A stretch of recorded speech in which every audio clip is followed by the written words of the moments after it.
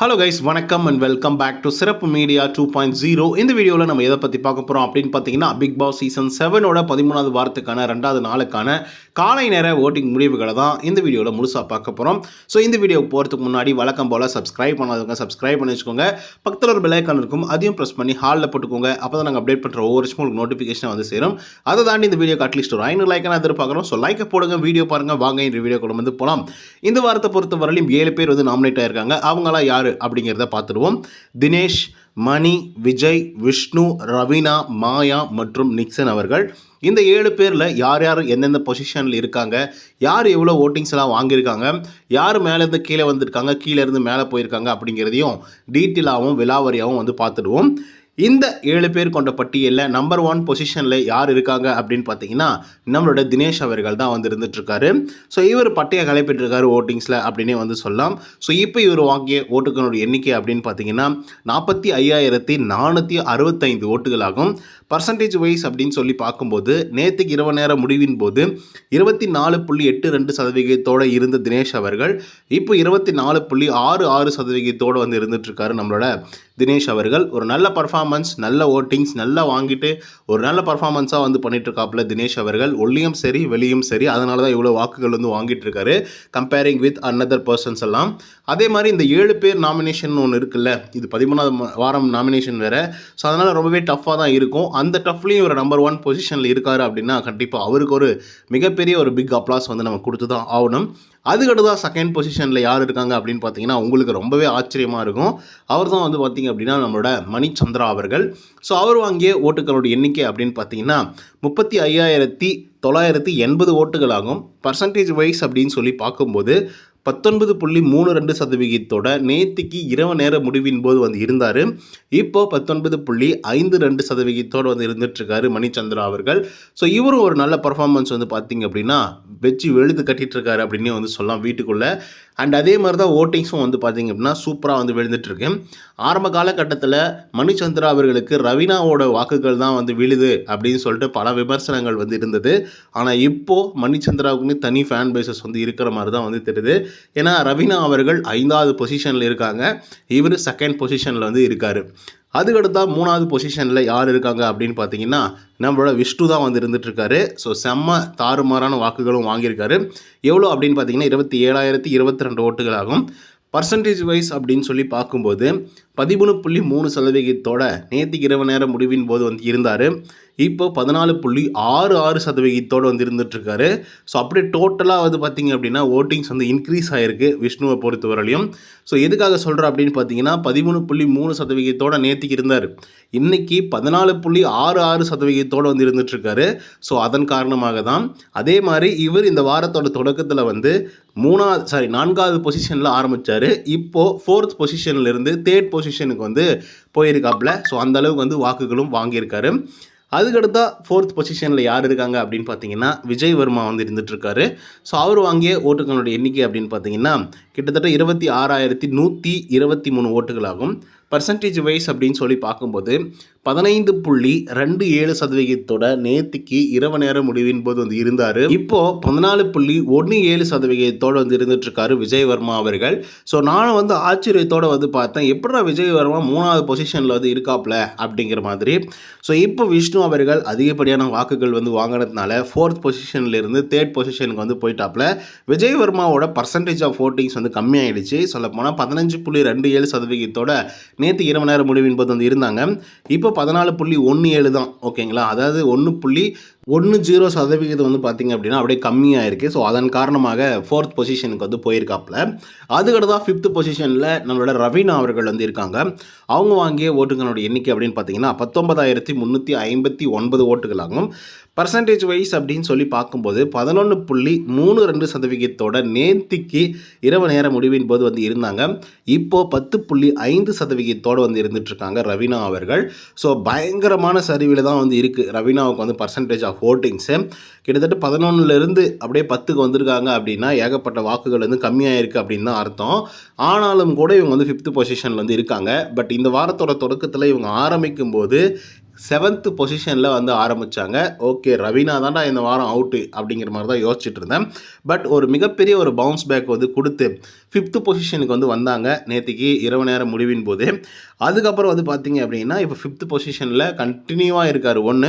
ரெண்டாவது விஷயம் percentage of ஓட்டிங்ஸ் வந்து கம்மியாக இருக்குது. அப்படியே கம்மியானாலும் பிரச்சனை இல்லை, ஏன்னா மற்றவங்களாம் ஒரு 4000 வாக்குகள் வந்து வித்தியாசத்தோடு வந்து இருக்காங்க.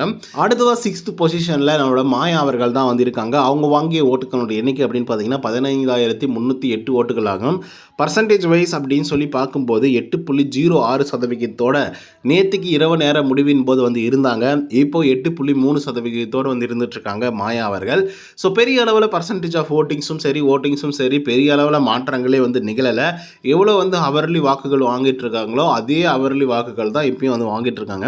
ஸோ அதன் காரணமாக மாயா அவர்கள் அதே பொசிஷனில் வந்து இருந்துட்டுருக்காங்க. எந்த விதமான மாறுதலுமே நடக்கலை. பட் இப்படியே இருந்துச்சு அப்படின்னா ஒருவேளை இந்த வாரம் டபுள் எவிக்ஷனாக இருந்தாக்கா மாயா அவர்கள் எவிக்ட் ஆகி வெளியே போகிறதுக்கான வாய்ப்புகள் இருக்குது. ஏன்னா இவ்வளோ சோகமாக சொல்கிறேன் அப்படின்னு சொல்லிலாம் நீங்கள் கேட்காதீங்க. சத்தியமாக சோகமெல்லாம் படல, ஹாப்பியாக தான் வந்து சொல்கிறேன். இப்போ மாயாவை தொடர்ந்து யார் இருக்காங்க அப்படின்னு பார்த்தீங்கன்னா நிக்சன் அவர்கள் வந்து இருந்துகிட்ருக்காங்க 7th பொசிஷனில்.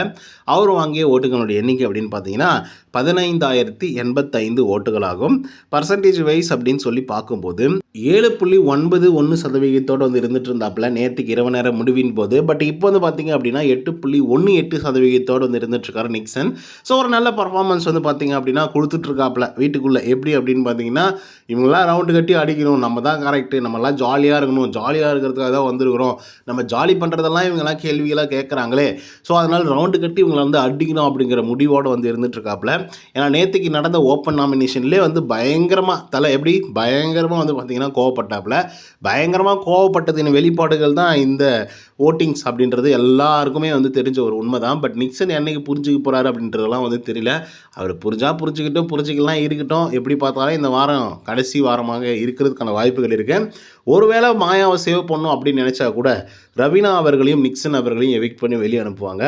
இல்லை நாங்கள் ஒரு நேர்மையாக நடந்துக்கிறோம், மாயாவுக்கு இத்தனை நாட்கள் கொடுத்த வாய்ப்புகளே அதிகம் அப்படிங்கிற மாதிரி யோசித்தாங்க அப்படின்னா, உண்மையாகவும் பிக் பாஸ் நடத்தணும் அப்படின்னு நினச்சாங்க அப்படின்னா மாயா அவர்களும் நிக்சன் அவர்களும் எவிக்ட் பண்ணி வெளியே அனுப்பப்படுவாங்க.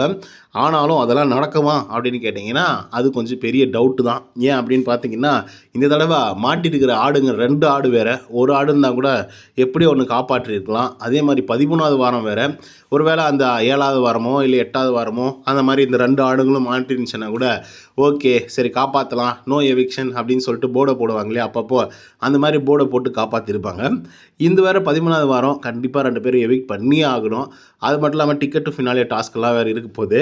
ஸோ அதனால் இதில் ஒன்று பண்ணால் மட்டும்தான் உண்டு. மாயாவோ நிக்சனோ இதில் டிக்கெட் டு ஃபினாலே டாஸ்க் வந்து வெற்றி பெற்றால் தான் ஓகே நெக்ஸ்ட் வீக் போகலாம், அதுக்கு அடுத்த வாரம் போகலாம் அப்படிங்கிற மாதிரி. இல்லை அப்படின்னாக்கா கண்டிப்பாக இந்த 2 பேரில் 2 பேருமே எவிக்ட் ஆகி வெளியே போகிறதுக்கான வாய்ப்புகள் இருக்குது. கைஸ் இந்த வாரத்தை பொறுத்த வரலையும் பயங்கர டஃப்பான ஒரு வாரமாக இருக்க போது. அதுக்கான ரீசன் என்ன அப்படின்னு பார்த்தீங்கன்னா எல்லாருமே வந்து டிக்கெட் டு ஃபினாலே டாஸ்க்காக வந்து எதிர்நோக்கி வந்து இருந்துட்டு இருக்காங்க. பட் அதெல்லாம் நடக்குமா அப்படிங்கிறத நம்ம பொறுத்து தான் பார்க்கணும். ஃப்ரீ டாஸ்க் முடிஞ்சிருச்சு, ஆனால் இந்த வாரம் தான் வந்து டிக்கெட் டு ஃபினாலே டாஸ்க் வந்து நடக்க போகுது.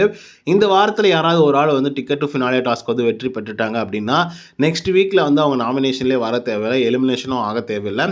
டேரெக்டாக வந்து பார்த்திங்க அப்படின்னா பிக் பாஸ் சீசன் 7ஓட 15th வீக் வந்து போயிடுவாங்க. 15th வீக் மீன்ஸ் அவர் வந்து ஜெயிக்கிற நிலைக்கு வந்து போயிடுவாப்பில். அதாவது அவர் தான் வந்து வின்னர் அப்படிங்கிற லெவலுக்கு வந்து போயிடுவாங்க. அதுக்கப்புறம் கவுண்டிங்லாம் நடக்கும். அதில் யார் மெஜாரிட்டியாக இருக்காங்களோ அவங்க வந்து வெற்றி பெறுவாங்க.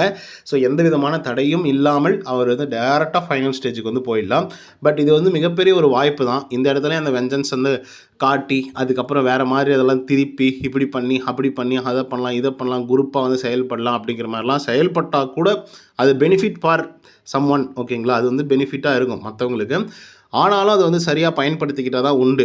எப்படி பார்த்தாலும் நீங்கள் டிக்கெட் டு ஃபினாலே டாஸ்க் விளையாடிட்டீங்க, அதனால் வெற்றியும் பெற்றுட்டீங்க, அதனால் உங்களுக்கு வந்து நாங்கள் கப்பை கொடுக்குறோம் அப்படின்னு சொல்லிட்டு மக்கள் தூக்கி ஒன்றும் கொடுக்க மாட்டாங்க.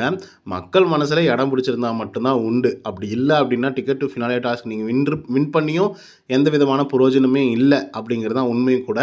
ஸோ அதன் காரணமாக வந்து யார் எவிக்ட் ஆகி வெளியே போவாங்க இந்த வாரத்தில், அதே மாதிரி இவங்க எவிக்ஷன் ஆகிறதுக்கு வாய்ப்புகள் இருக்குது. இவங்க வந்து மும்பரமாக இந்த டிக்கெட் டு ஃபினாலே டாஸ்க்கை வந்து கான்சன்ட்ரேட் பண்ணால் கரெக்டாக இருக்கும் அப்படின்னு என்னை பொறுத்தவரையிலும் ஒரே ஒரு ஆள் வந்து பார்த்திங்கன்னா பண்ணுவாப்பில். ஒன்று வந்து விஷ்ணு.